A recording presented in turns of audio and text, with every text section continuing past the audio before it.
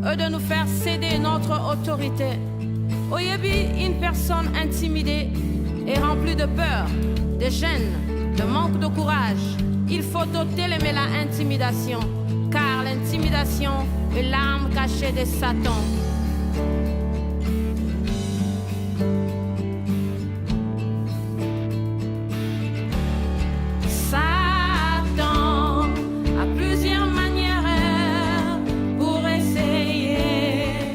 Ndenge Tulobaki tozali en direct lelo ezali le 16 janvier 2016 ezali rediffusion te. Na deuxième partie lelo tokoya kovandela sérieusement makambo ezoleka na diaspora, entre autres dossiers epesi pasi mingi na mboka na biso Congo mobimba, c'est-à-dire bandeko bazali na ba Congo, bandeko bazali partout, bazali penza ko luka koyeba makambo yango eza ndenge nini. Lokola bayebi ete bato baza na diaspora nde bayebi makambo yango, bakolanda biso lelo baza na besoin bayoka makambo yango ezali penza ndenge nini. Tokoloba yango na oyo biso toyebeli, tomoneli, totuni. Nalobaki na bino tokomeka koluka bato yango bafundi toyeba eloko nini bango bafundi. Bongo na deuxième partie bokoyoka na koloba na bino ndenge bayebisi biso ntina oyo bango baporte oyo biso tobengaka B52 ebende ya kilo mobange ya bogar. Soki balobi Congo boni Etienne Tshisekedi bamemi lelo na tribunal na banani na baoyo kaka ye bazalaki na itokoya nango na deuxième partie. Kasi botika ngai nano na mokolo ya lelo samedi oyo le 16 janvier 2016 nakende na lombango epai ya mopaya na ngai ayebi mingi. Nalobaki na bino na koyamba ye azalaki na makambo ebele esengelaki abongisa. Abongisi asilisi pe nano te me akati aye mbango po motema esali ye pasi komona bato ndenge bazali mbango sima na moto tokobenga Moïse Katumbi. Moïse Katumbi soki akoyoka kombo ya Guillaume Iyenda ayebi ete moto ayebi ye. Papa oyo tobengi na kombo na Katebe Katoto soki ayoki Guillaume Iyenda akoloba ayebi ete moto oyo ayebi bango pe ayebi masolo ya Congo pe ayebi makambo ezalaka na Katanga. Omoni ezosala pasi mingi tango ozomona bato bakomi baluka na farine boye bayebi ata makambo te ezosala pasi mingi.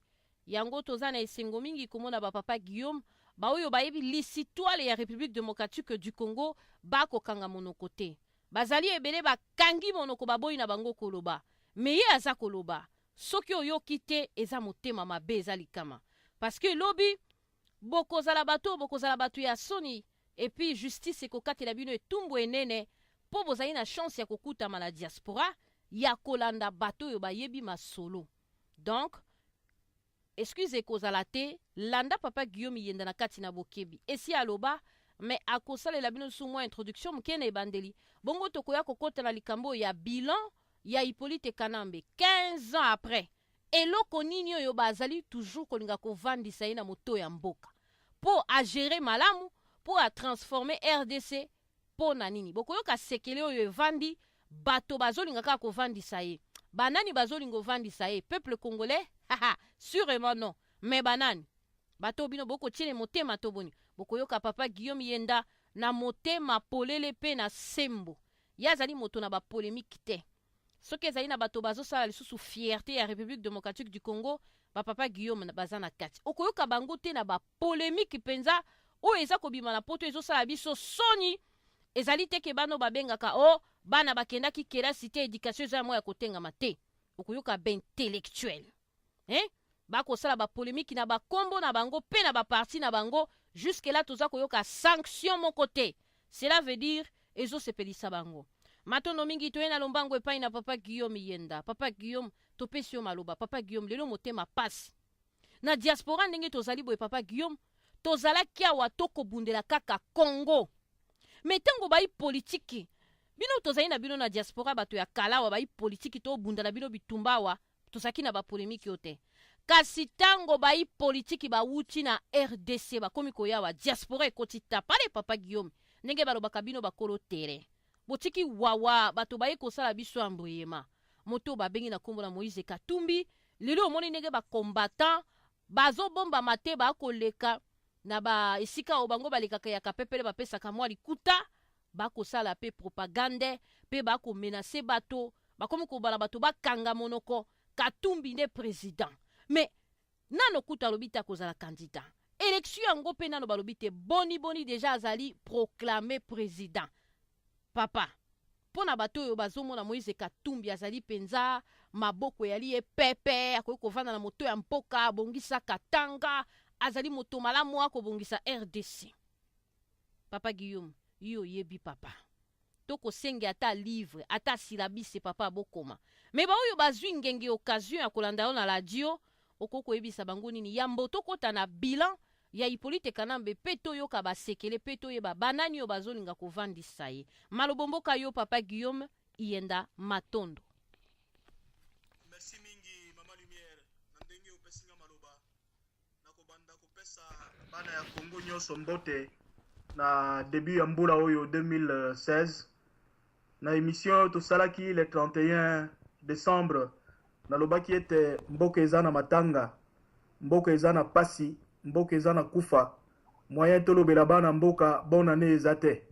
Bapesaka bonne année na bato oyo bazosepela, bato oyo baza malamu, bato oyo bazobina, bato oyo bazali kosala fete. Mais Congo ezali na pasi, Congo ezali na kufa, matanga ezali continuer, ba massacre ezali continuer, moyen topesa bonne année na bana mboka mokolo wana ezalaki te.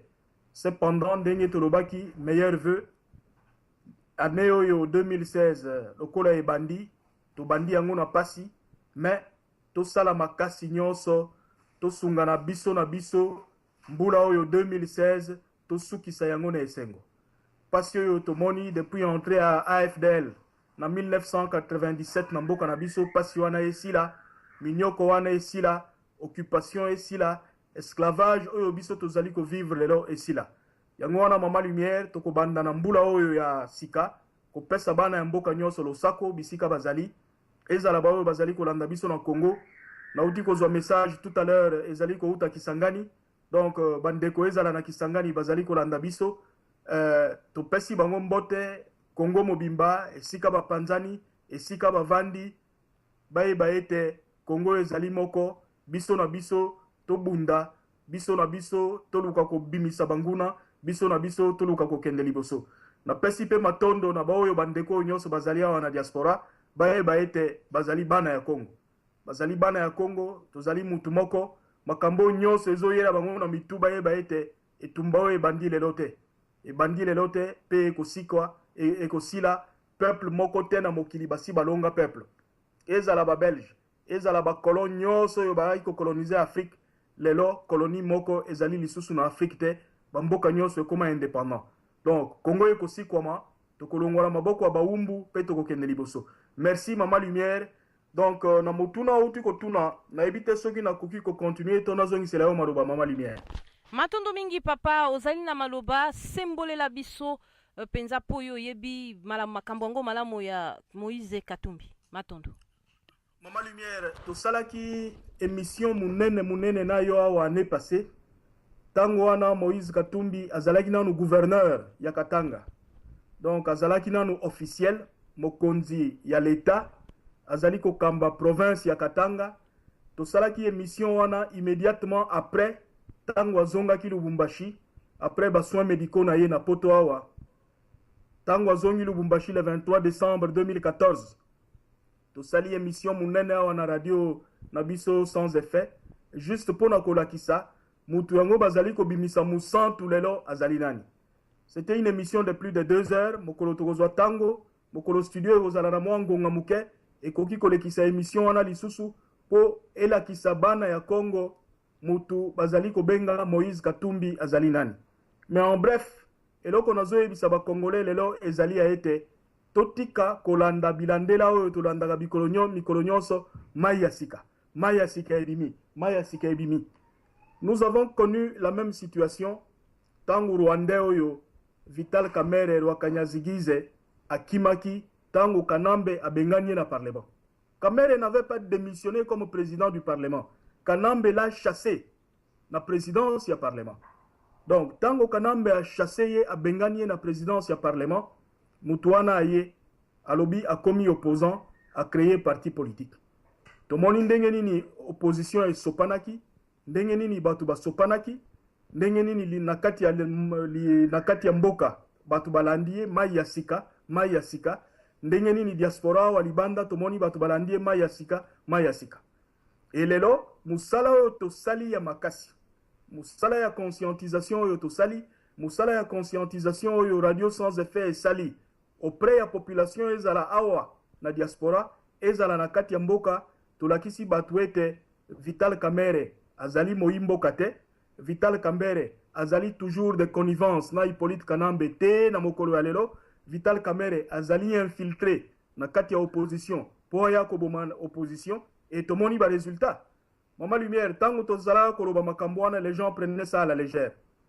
Ba agent double musala na bango ezalaka ndenge wana.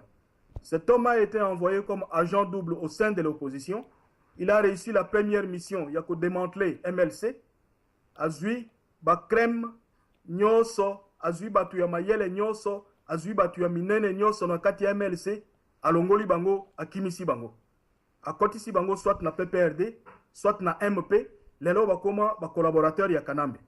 Donc ezala batu lokola ba José Ndundu Bononge, ezala batu lokola ba José Makila oyo babima MLC, ezala batu lokola ba Olivier Kamitato oyo babima MLC, ezala ba Thomas Luhaka oyo bayeko bima MLC lelo, wana ba Omer Egwake Yangembe oyo babimi MLC lelo, wana ezali musala makasi oyo Vital Kamerhe ya salaka pona ko démanteler MLC.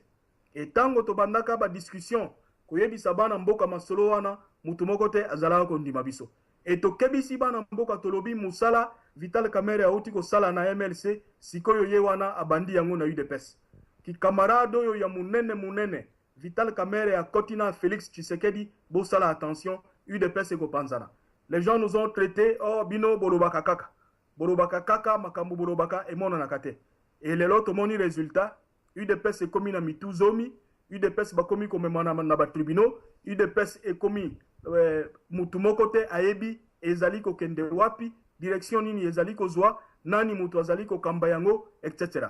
Est-ce que ezali président Félix mutu azali président ya parti? Est-ce que azali secrétaire général ya parti? Parce que maloba nyonso lelo na kombo ya parti tozali ko yoka ye mutu azali ko loba, alors que numéro 2 ya parti ezali mavungu oyo alobaka te. Donc musala oyo Vital Kamerhe ya salaki na kati ya opposition lelo oyo muto babengi Moïse Katumbi ye wana abandi yango. Mama Lumière ezo pesa biso pasi pona nini? Parce que ba Congolais tozali na mémoire moko ya mukuse. Les gens donnent l'impression que Moïse Katumbi c'est un bon gestionnaire, Moïse Katumbi a été bon gestionnaire, Moïse Katumbi a bien géré les Katanga. Les Katanga en termes de chiffres, soko taliba statistique lelo. Stoko tali makambo nyonso et taleli développement ya mboka. Le Katanga a été la province la plus mal gérée du Congo les 10 dernières années.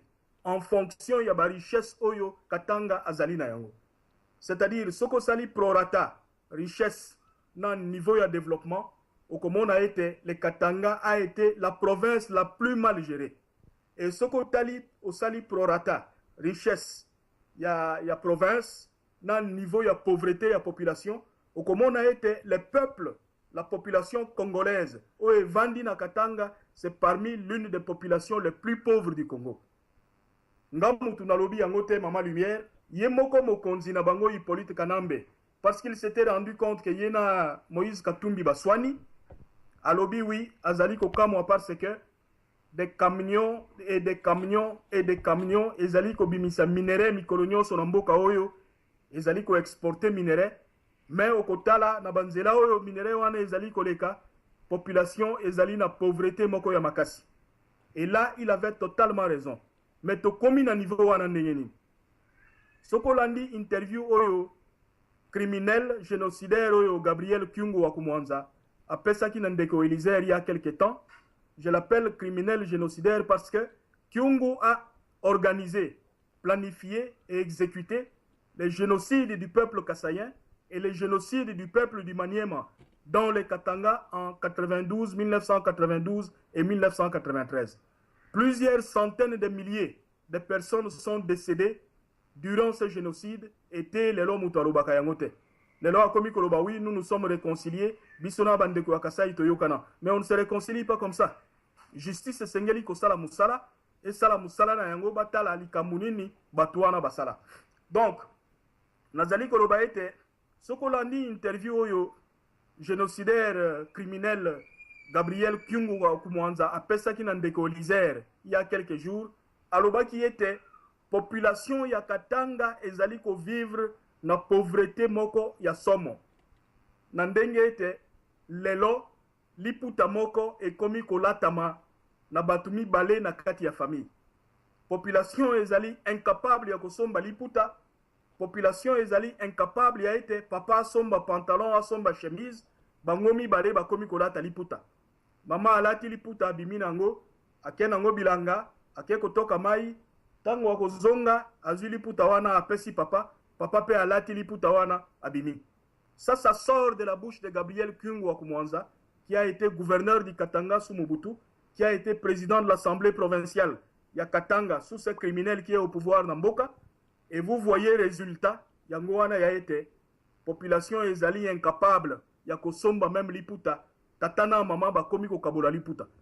Donc ndenge na uti koloba soko tali prorata aujourd'hui richesse oyo ya Katanga na niveau ya pauvreté ya population na Katanga.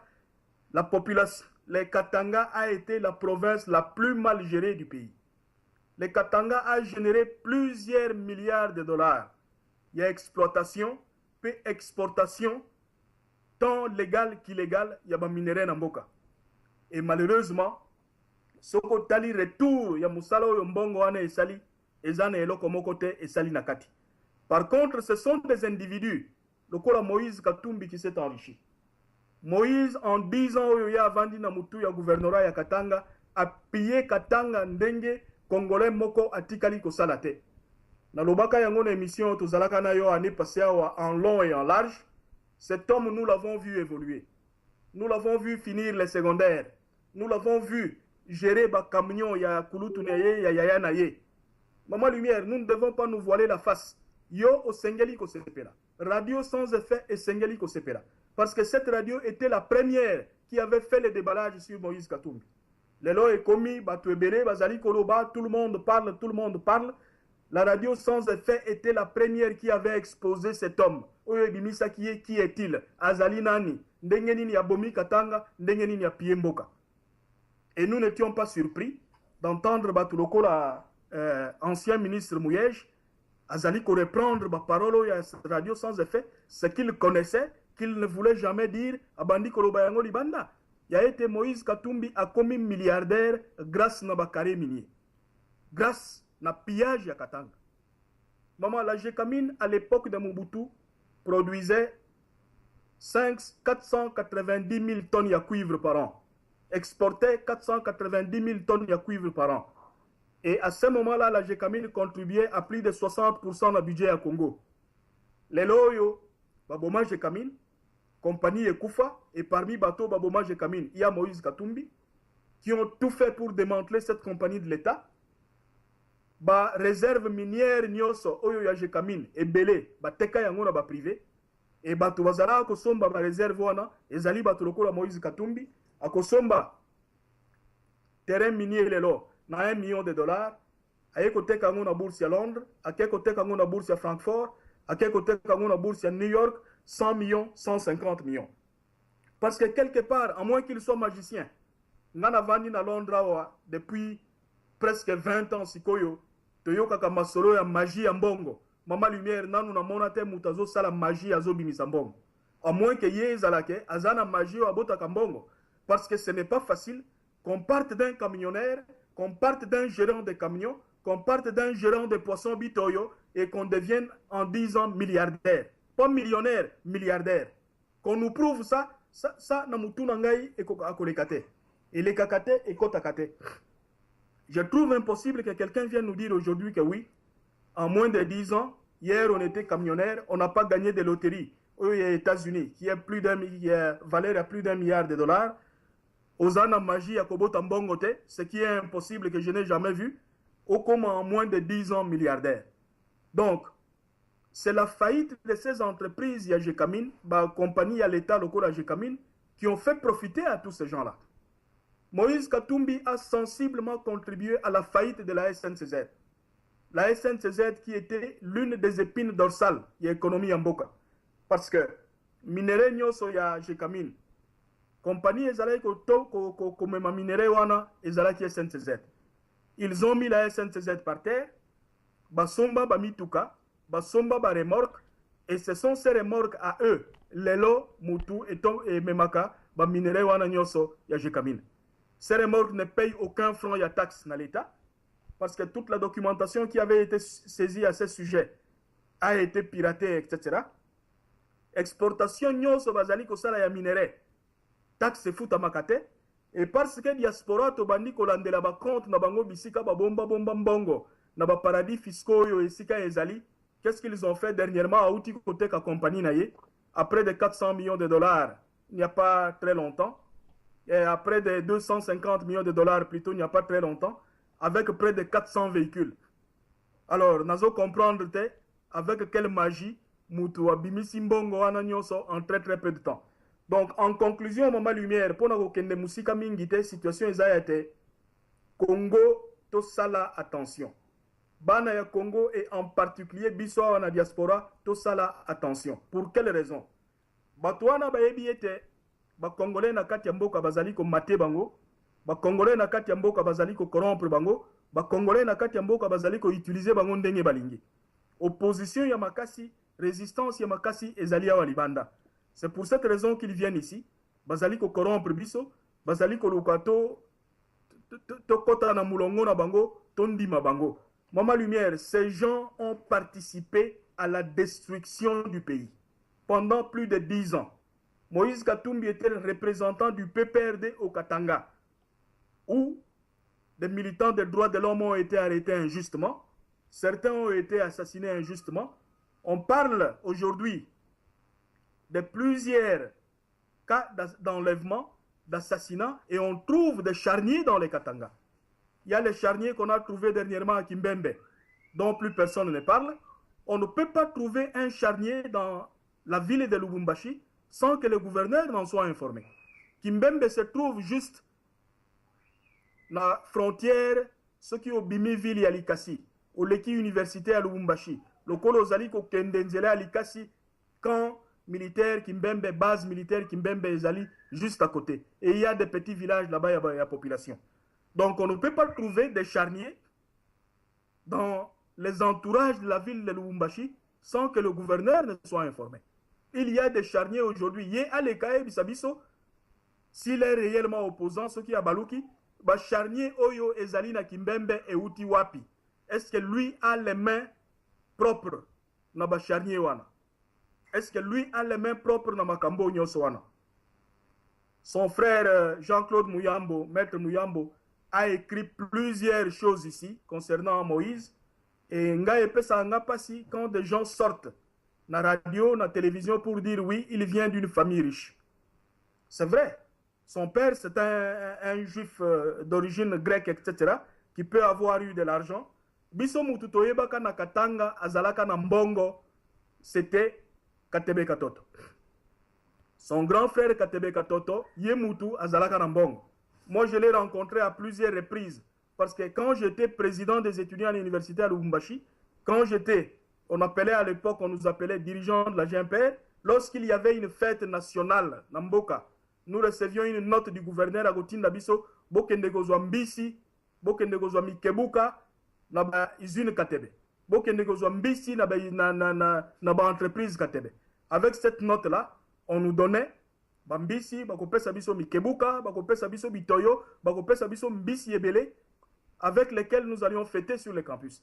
C'est ces messieurs que nous avons connus à Kazana Mbongo. Hier à Zalaka Mbongo, il n'y avait aucun doute sur ça, tout le monde le savait. Et nous savions que l'Ekinaye, Moïse, travaille pour le compte de son frère. Et quand vous lisez tout ce qui est dit, tant Moïse a Kimi Akeina Zambi, Moïse, tant Akeina Zambi, l'une des raisons où il y a Longwe Zambi, le président Chiluba a lancé un mandat d'arrêt international contre lui pour vente d'armes, pour escroquerie. Et escroquerie, pour non-respect à contrat à la vente d'armes. Mama Lumière, yo yebi esika bateka abarme. Yo si omone esika bateka kabarme, yo yebi bato bateka abarme. T'es papa. Donc ne peut vendre des armes qu'un criminel. Parce qu'il y a Batoumi Balé. Quand je parle en termes de bateau, il y a deux institutions qui ont ce pouvoir à côté kabarme. C'est l'État.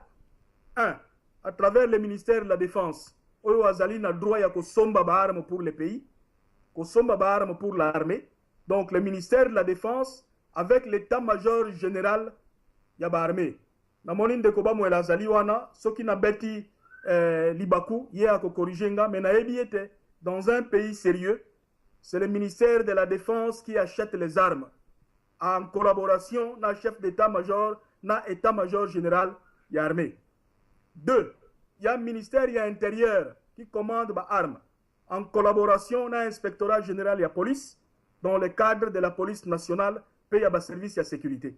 Parce que dans tous les pays sérieux, les services de sécurité dépendent du ministère et intérieur. Alors, il y a un mandat d'arrêt international pour escroquerie. Escroquerie, il y a Tinanini parce que non-respect, il y a contrat, il y a vente d'armes. Donc, tu comprendre Makamundenge Ezali. Et nous voyons que lorsqu'il est revenu au Congo, son frère Jean-Claude Mouyambo, qu'il a reçu, dit qu'il n'avait aucun franc. Il l'a logé, il l'a nourri. Et a tikaye na Banyongo de plusieurs centaines de milliers de dollars. Et Banyongo ana, Ngoïmou Kena qui était gouverneur Mutafuta Kiango. Ngoïmou Kena est en vie, il est prêt à témoigner aujourd'hui. Alors, quelqu'un qui revient au pays en 2004 les mains vides, 10 ans après il est milliardaire. Qu'on nous explique d'où est sorti cet argent. Et tous ceux qui se disent, oui, il est né d'une famille riche, mais il est abotami na famille riche. Quand il est revenu à Lubumbashi, Ndengeni ni azalaga na ba million, na ba milliard wanate, pour ne fût-ce que se loger et loger sa famille. Donc, situation est que tout ça, la attention, à bateau nyos bazali koya, parce que à Swanina Kanambe, Baweli oyo bango baebi, na komi opposant. À Swanina Kanambe, Baebi, Baweli oyo bango baebi, Baweli, a commis opposant. Tomona kiango na kamere, quand Kamere a fui, avec na opposition, tous ceux qui avaient escroqué l'État, tous ceux qui avaient pillé le gouvernorat, parce que Bato Belé na kati entourage naye, ce sont des anciens gouverneurs de province que Kanambe n'a pas récupéré au sein et à AMP. Ce sont ces gens-là qui ont encadré Kamere au début. Et aujourd'hui, c'est le même mouvement qui est en train de se répéter. Le G7, après avoir pillé les pays, après avoir ruiné les pays, aujourd'hui, tous ils fuient, balobino, biso tokoti, tokomi ba opposant. Biso tozozela, que Moïse sorte, abimi sa candidature naye, aebisa ce qu'il est, ce qu'il veut faire, totala, et le konini, à ce moment-là, tokoki koroba. Parce que comme c'est quelqu'un qui n'est pas bavard, il n'a jamais rien dit, il ne dit rien jusque-là, et nanungai na yokayete alobi ete abimi PPRD. Bandeko basi ba yokaye, que y a démissionné na PPRD, balekawa baya ko pesa biso information na radio parce que na yokaye nanu teke a démissionné na PPRD a longwe na PPRD. Il a démissionné du gouvernorat du Katanga, il s'est dit opposant, mais est-ce qu'il a démissionné du PPRD? Point d'interrogation. Donc pour na sujet wana, pour na élément wana mama lumière, na suki si na wana ndenge na uti koroba, to sala émission ya munene awa, il y a presque 3 heures na yo année passée. Quand le monsieur était encore gouverneur de province, Tanguye wana zalagi mokonzi na l'État. Donc nous n'avions à ce moment-là pas d'intérêt ya koroba makambwana parce qu'il a commis opposant, parce qu'il a commis candidat président. Non. Objectif nabiso ezali kotia sembo. Kolobela ba Congolais makambo ndenge ezali koleka, kolobela ba Congolais ndenge makambo ezali kokende. Po ba toyeba ete to uti wapi, to zali wapi, to zali kokende wapi. To kokende kotia maboko na kati ya moto. Tango tokozika to bandiko se blâmer lisusu biso na biso. Donc na silisina no na mama lumière na zone sérieux maloba. Merci mingi en tout cas papa Guillaume Yenda bato penza bazolanda pe ba susu bafungoli monoko bako kamwa penza makambo ezali minene.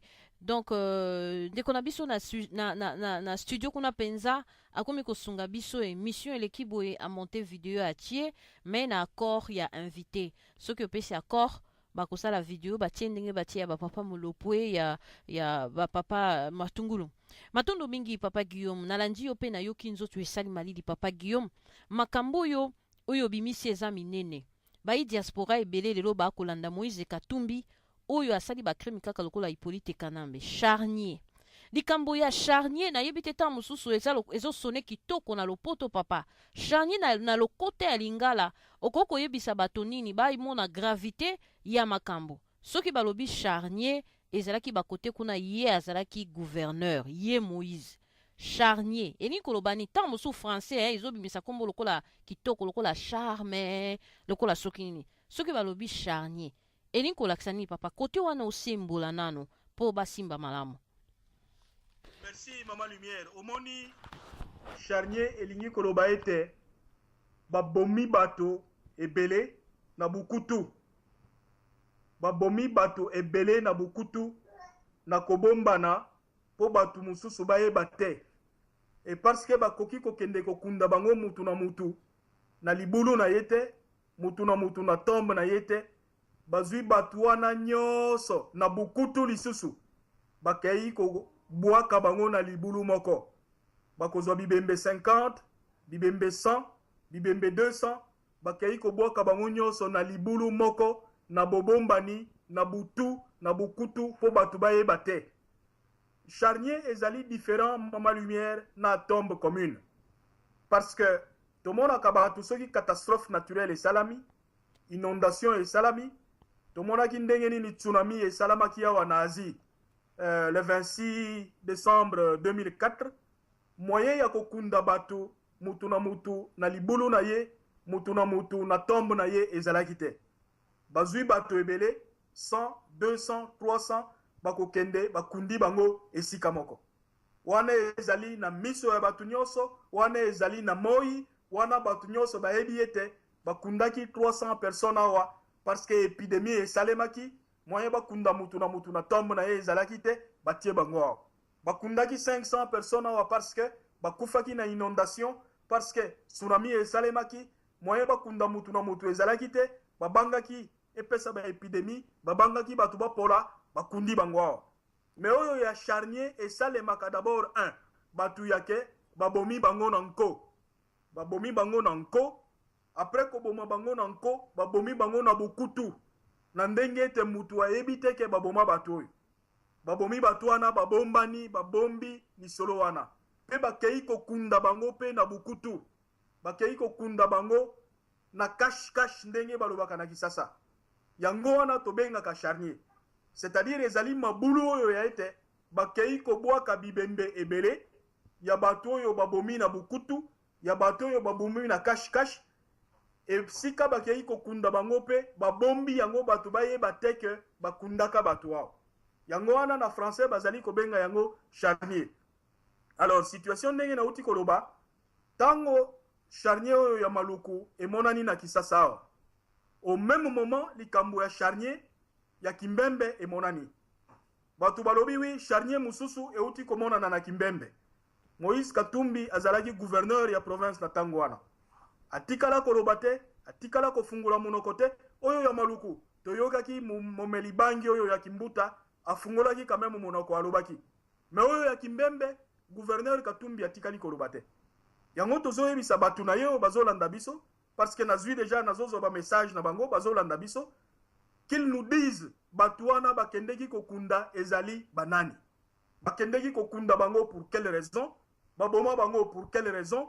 Et ndenge nini ye gouverneur de province Charnier koki kozala na kati ya ville na ye ayebite. Kimbembe ezali sous administration ya ville ya Lubumbashi. Ye azali gouverneur ya province et en même temps avandi na ville ya Lubumbashi.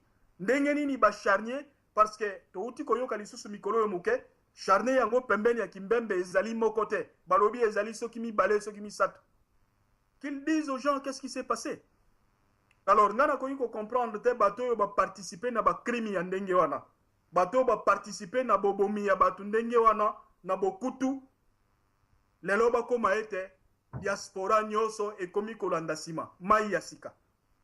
Nous voulons quand même qu'on nous dise oui, bato tokendei kokunda kuna épidémie esalemaki ya choléra na esika boye bato bakufi 200 moyen tokunda bango mutu na mutu topesa serke ezalaki te yango wana tokende koboka bango kuna lokola bapuku lokola bangulu na butu tokundi bango. Qu'on nous dise ça. Et puis Maman Lumière ndenge na uti koloba tout à l'heure ba congolais to fungula miso. C'est quand même ridicule tozala mboka ya ete batu to comprenaka te to tangaka te to yebaka makambo te tozongaka toujours sima. Na lobi awa likambo ya pauvreté na niveau ya Katanga. Maman Lumière, pauvreté na Katanga ezali extraordinaire. Te lelo na kati ya bamboka, na kati ya ba collectivité, na kati ya ba zone, il y a dans le Katanga les enfants qui ont 10 ans qui ne sont jamais allés à l'école. Bana bakenda kela cité te lelo parce que les parents n'ont pas les moyens ya kotangisa bana. Il y a des enfants jusqu'aujourd'hui qui étudient sous des manguiers. Kela si bukana, mur ezalaka lisusu te, bana batanga kana se ya banzete. Soko kei na Puerto lelo. Parce qu'on nous dit, oui, ce sont des originaires de Puerto, ils sont originaires de Kilwa, le Katanga est développé. Maman Lumière, ngana koma babisika wana nyos. O kende même na sakanya lelo isika, cuivre ezali kobima, ya teneur, ya makasi. Les enfants continuent à étudier dans des conditions moko ya pasi. Il n'y a pas de soins médicaux. Ba clinique ezalité, ba maman bazali ko continuer ko kufa na maternité. Bana bazali ko continuer ko kufa pneumonie, ko kufa kwa shorkor. Vous trouvez des enfants jusqu'à l'âge de 3 ans, banda babotaye alataye lambate, parce que les parents n'ont pas de moyens. Vous allez dans le Haut-Katanga qui est principalement agricole. SNCC eto ezalaka ko bimisa ba produits agricoles ko bimisa principalement masangu. Oyo bazali ko produire na nyunzu, oyo bazali ko produire na kabalo, oyo bazali ko produire na manono etc. Comme mayango na ba centre de consommation lokola Kolwezi, Likasi, Lubumbashi, la SNCC a été mise par terre par ces gens. Et aujourd'hui, cette population est en train de vivre dans une misère incroyable. Et qu'on nous dise aujourd'hui, oui, meilleur gestionnaire sur base de quoi? À partir de quelles statistiques? Soko Tali Lelo, Maman Lumière, moi j'ai fait avec des prêtres. Na sala nzela Kisasa Lubumbashi par véhicule. Tolongwaka, Soko Longwe Mweneditu. Nzele ezali Mweneditu te Kamina. Et Soko Longwe Kamina, Kolwezi, parce que c'est cette route-là que nous avions prise, par Malemankuru et Zalagi Pont et Bukaragi Liboso. Nous faisions 100 km à l'heure dans Nzela Yamabele. Et aujourd'hui, nous sommes partis de Kamina jusqu'à Kolwezi, le même jour. Et aujourd'hui, Mituka et Zali Kosala, 3 semaines entre Kamina et Kolwezi. Et vous allez nous dire que ça, c'est le développement. Bokoye Bisabiso était wane ezali développement. 15 ans, 20 ans après, les gens faisaient 100 à l'heure dans Nzelawana. Les gens faisaient Kamina Kolwezi en une journée. Et aujourd'hui, les gens font 3 semaines dans Nzela, 3 semaines dans Nzela sur la même route. Et vous allez nous dire, oui, meilleure gestion. Meilleure gestion sur base de quoi? Maman Lumière, soko kei lelo, okokuta niveau. Il y a vie oyo batu bazali ko vivre niveau moko ya pasi. De la même manière que dans l'ensemble du Congo. Le Congo n'a pas connu de meilleurs gouverneurs. Il n'y en a pas. Parce que Moutou ezali déjà à Kopola. Oyo azo kamamboka nankole qui se fait appeler Joseph Kabila. Moutou et Salakate. Yé moko déjà mauvais gestionnaire, criminel, génocidaire et tout. Comment est-ce que tous ceux qui ont collaboré avec lui peuvent avoir des mains propres? Donc, na silisi lisusu wana likambo wana ya charnier ezali ndenge wana bandeko baye baete, nous attendons quand même des explications. Oyo ya Kisasa te lelo.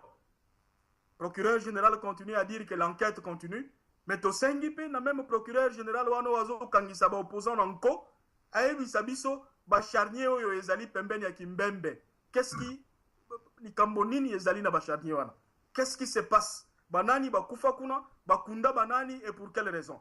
Et ceux qui bazali kotia tembe, nous avons de très bons contacts libandawa, bandi maete, ba commission internationale et kitanamboka, ba archéologue, ba anthropologue, ba kitanamboka, ba sala ba analyse na bisika wana. Batala batunini bakufa, batunini bakunda et qu'on nous dise ce qui se passe. Parce que biso toyebi makambo ezole kakuna. Merci liso Mama Lumière. Matondo mingi Dr Guillaume Yenda, charnier ya Kimbembe na mosusu ezali kaka kuna na Katanga. En tout cas Moïse Katumbi apesa explication na yango ya azalaki gouverneur ata lisapote ata sangote eloko moko te eleka wawa kasi balobi ata na molili mwinda mwangaza mwinda boye ezali ekopele koyeba na papa Guillaume kasi ndenge yo obimisi likambo ya charnier ya kibembe ndenge obimisi yango boye na wana mosusu okomona te bake kokundula yango mbango balongola po esala lokola basokola moni te kote wana Maman Lumière, l'isolo wana ebimi lelo te.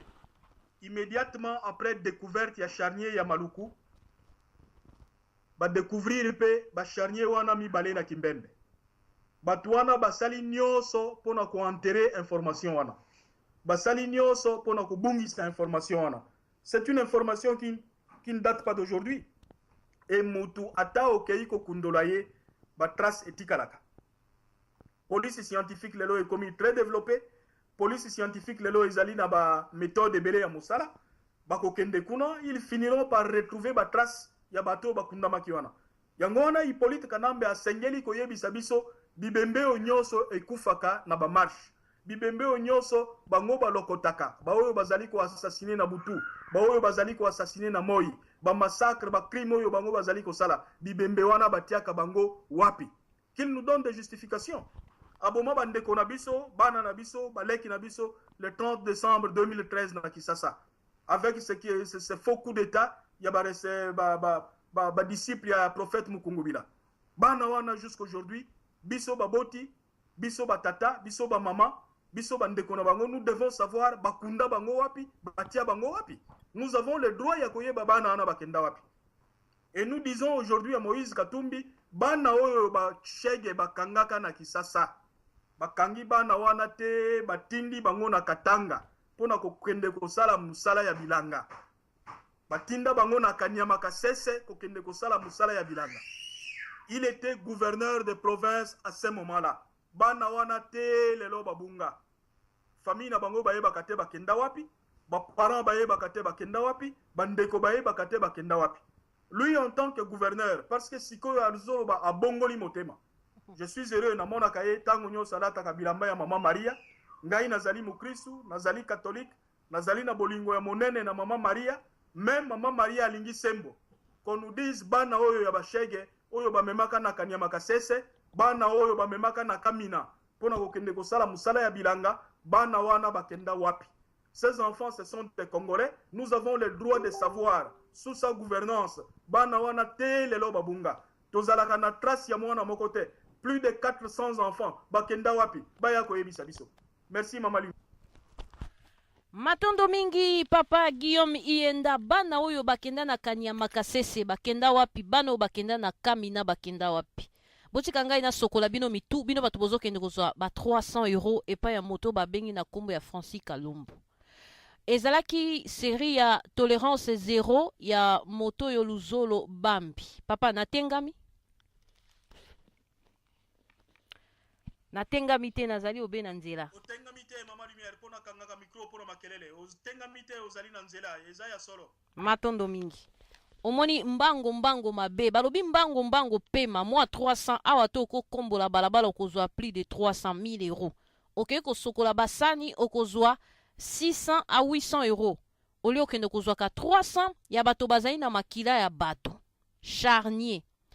Ezalaka série bana oyo ba côté ya ba 2010 2011 ba élection ya papa Etienne Tshisekedi ba kangaka bana wana nyonso na basi mibali batia bango na avion balakisa biso bana wana na avion ndenge bakomatisa bango tolérance zéro Luzolo Bambi abunga tomona kali sute soka kenda wapi yepe fois loba batinda bana wana na Katanga bato nyonso bamona ba video batia na YouTube tomona bana wana bakita tena lelo balakisa biso te pa ba ko sala formation balakisa biso te ndenge bana wana bapesi bango